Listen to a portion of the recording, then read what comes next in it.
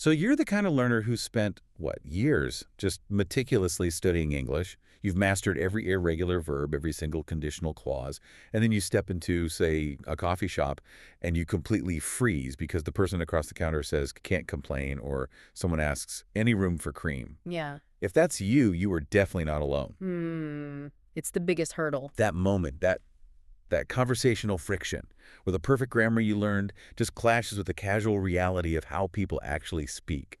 That's what we're decoding today. Exactly. Our mission is to unlock the real English people use across 7, essential everyday situations. We're giving you a shortcut to sounding authentic. And that gap you mentioned, it's enormous. It really is. It comes down to one thing. Native speakers prioritize speed and efficiency and that's kind of unspoken politeness through phrases that just don't translate well. Things you just don't find in textbooks. Exactly. So this deep dive is really about pragmatics. It's the study of language in context. We're not just focusing on the words, but the cultural signals they carry, making sure you sound natural and, crucially, polite. Okay.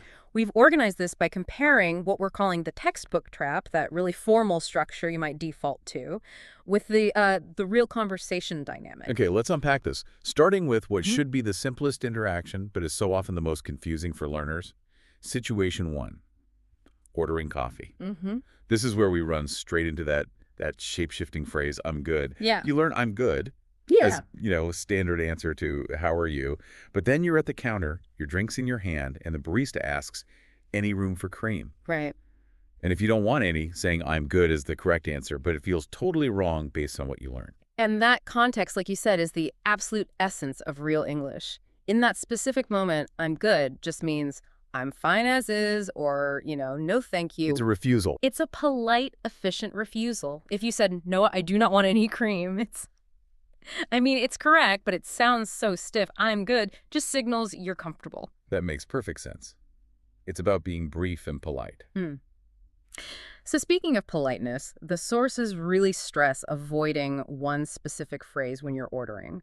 What's the fundamental shift we need to make here? It's the shift from ownership to request.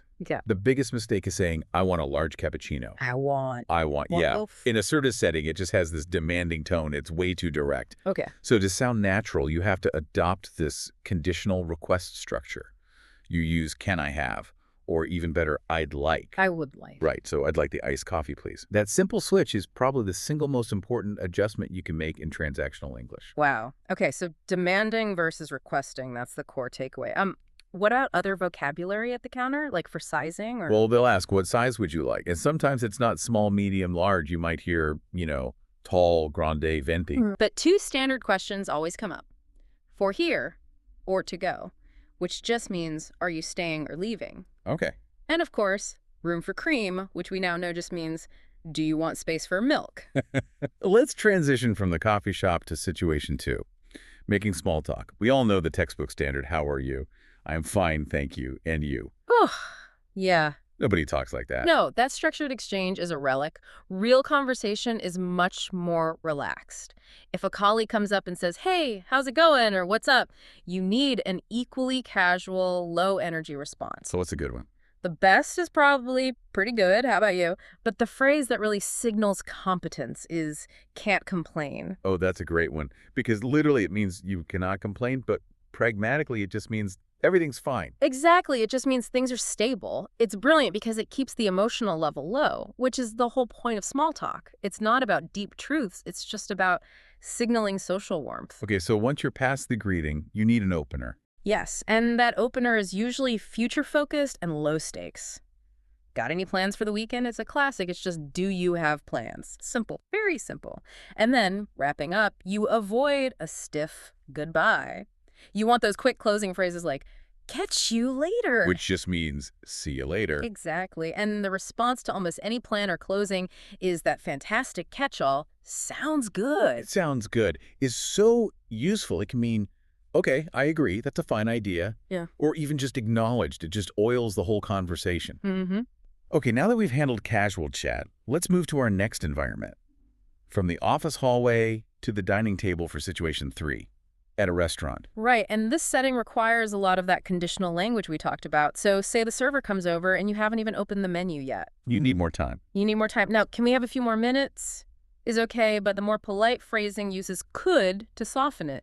Could we get a few more minutes? And the server's response often includes a key cultural phrase, doesn't it? Yes. They'll say, take your time. And that's not a literal command.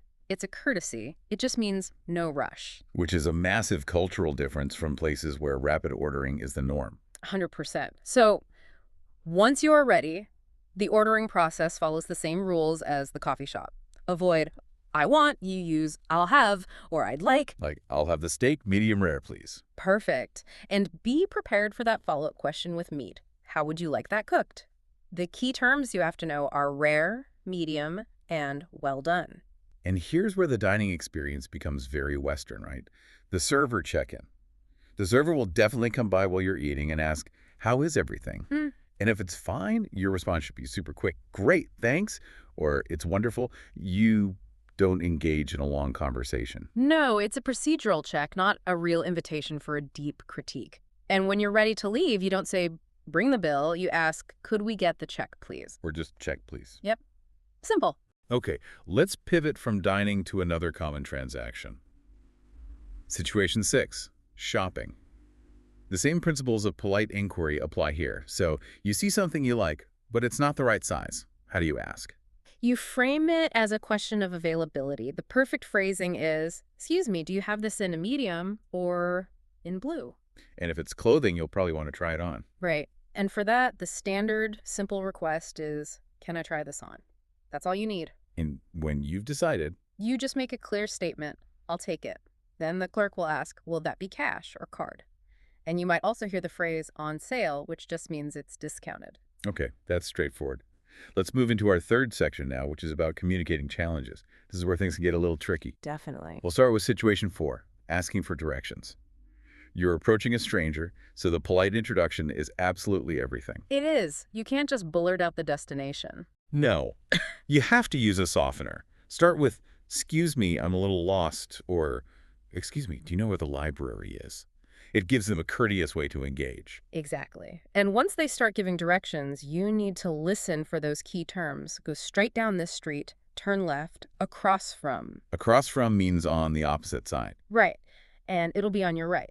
And then they'll often give you a little confidence boost. They might finish by saying, you can't miss it. Which just means it's really easy to find. Yeah, it's so obvious you'll see it. And they might also say, no worries, which is a really casual, you're welcome, or no problem. So how do you confirm that you understood without repeating everything back to them? A simple, concise affirmation. Got it. Thanks so much.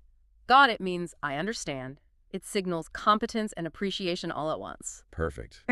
Okay, let's move to situation 5, on the phone. This one is fascinating because the tone can change so drastically depending on who answers. That's so true. If you call a business, you have to start formally. Hello, I'd like to speak with Sarah Johnson, please. And the receptionist will act as a filter. Yep. Right? They'll say, may I ask who's calling? And then, one moment, I'll put you through. And I'll put you through just means I'll transfer your call. But this is where the language shifts. When Sarah actually picks up, the tone can become completely casual. It completely flips. The formal, I'd like to speak with, dissolves into, hi, Sarah, what's up? Or, hey, you got a minute. Right. And this brings us to probably the most crucial tip for phone calls, handling miscommunication. If the connection is bad or you miss something, what's the biggest mistake a learner can make? Saying what? Right. The single word. Yeah, it sounds so abrupt, even aggressive. If you need someone to repeat themselves, you have to use a politeness softener. Sorry, could you repeat that? Or, excuse me, I didn't quite catch that. That maintains respect. It's such a key measure of conversational skill. It really is. And finally, that brings us to situation 7, dealing with problems. This requires the most tactical use of polite language, especially when you're unhappy about something, like a mistake in your order. You want to frame it as an issue you need help with, not as an accusation. Yes. The opening is everything. You start with something like, hi, I'm hoping you can help me. I'm having an issue with my order. I'm hoping you can help me. Yeah. That's brilliant. It immediately frames it as a partnership instead of a conflict. Exactly. And the customer service response will focus on apology and resolution. You'll hear phrases like, I'm so sorry to hear that, or I apologize for the mix-up. Where mix-up is just a soft word for mistake. It is. And they'll want to assure you of a fast fix, so they'll say they'll address it right away, which just means immediately. So the key rule here is to stay polite. Avoid saying things like, you made a mistake. Never say that. Stick to the framing we just discussed. I was hoping you could help me with this. It keeps the interaction professional and productive. Wow. Okay, we just flew through 7 essential scenarios, and the central theme I'm seeing across all of them is that shift from demanding language to polite conditional requests. Mhm. That one change from the harsh "I want" to the softer "I'd like" or "can I have," it just instantly elevates your competence. And it all reinforces the idea that real mastery is about understanding the culture and the context, not just the vocabulary words. The exact same phrase, I'm good, can mean two completely opposite things. A statement about your well-being or a refusal of cream for your coffee. Right. The environment dictates the meaning. We've broken down these phrases for you, but the source material is clear. The best way to move from knowledge to fluency is application. You have to use it. You have to use it. So we want you to ask yourself now, which of the 7 situations we talked about today, from ordering a steak to asking to be put through on the phone to just saying, can't complain, which one causes you the most hesitation? What single phrase, if you mastered it this week, would make the biggest difference in your confidence? Think about that one conversational gap and just commit to bridging it.